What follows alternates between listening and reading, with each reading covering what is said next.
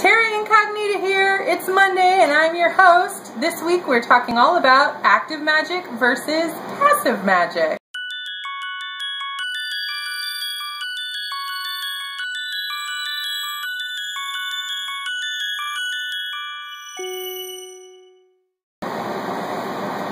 This week, week 8, is a subscriber question from Wisps and Whimsy, and this is a piggyback off of the failed magic attempts week. So what she did is she asked this question: passive magics versus active, for instance using certain plants around your home for their protective properties, or choosing to do things at certain times of the month or season so that you're working in tune with nature's rhythms. Can you fail at these sorts of magical workings? Or are they successful because you're working along with something greater instead of from your own power? Passive magic, active magic, passive magic, active magic, passive magic, active magic. And what she actually did is she took this question and made a video on her personal channel, so you should go check that out. I'll put the link below. And I kind of answered it there, but I'm going to reiterate what I said and kind of expand on it a little bit. Also, if you don't know, she is our new sub-host. After that week, she became the sub-host, and she has an intro video on her, so be sure to check that out. Welcome to the channel, Wisps. Anyway, active magic versus passive magic. Ooh, I shouldn't have done that. This is a very precarious little setup here. Okay. I do not really think that those things are passive. I think that they're all active. That's my opinion.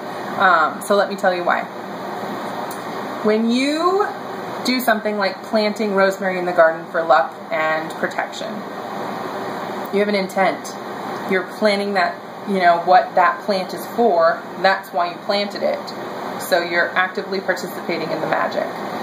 Granted, that plant has its own energy and it would do whatever it was going to do anyway.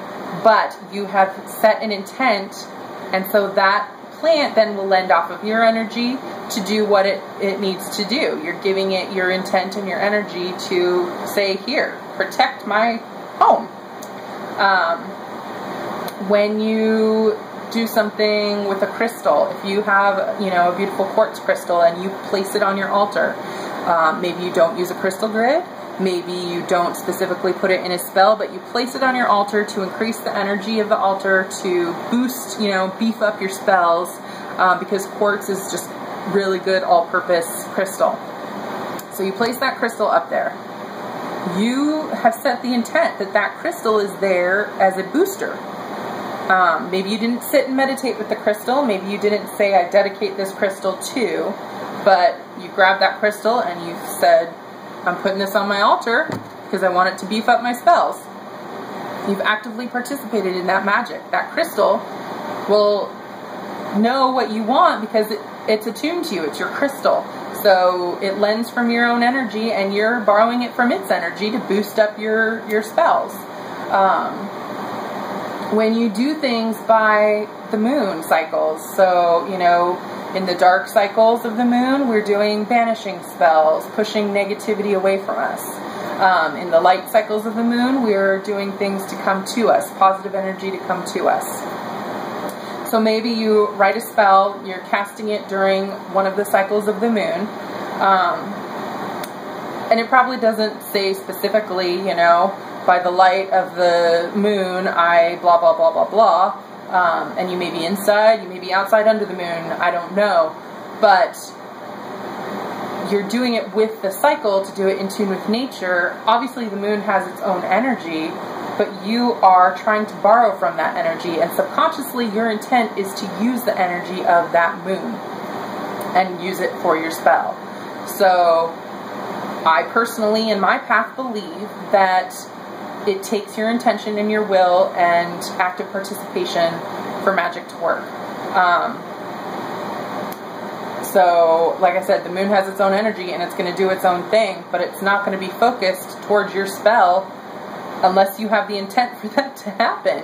Energy is all around us all the time, but what magic is, to me, is focusing that energy towards your intent and towards your will, what you will it to do. So that takes active participation.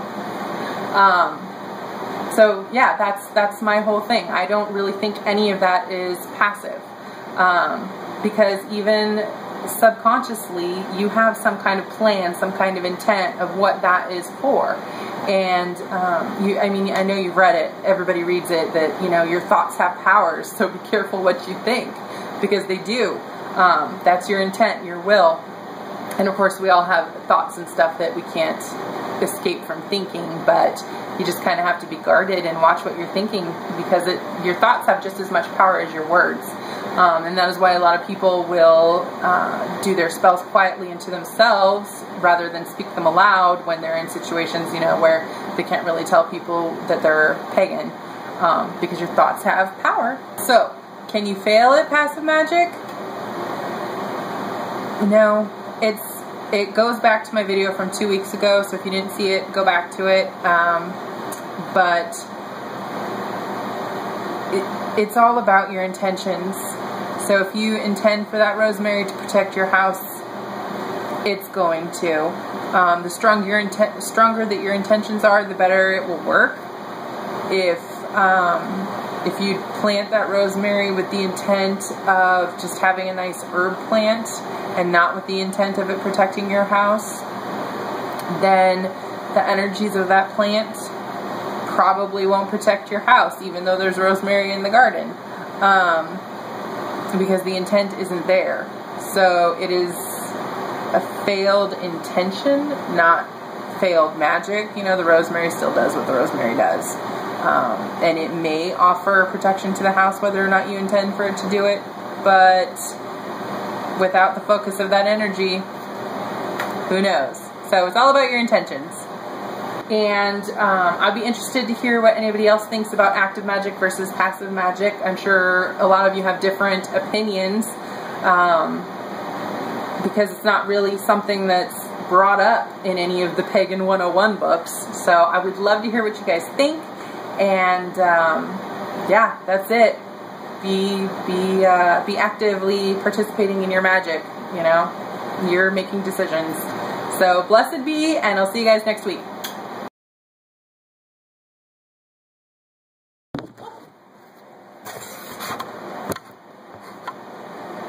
Bless you.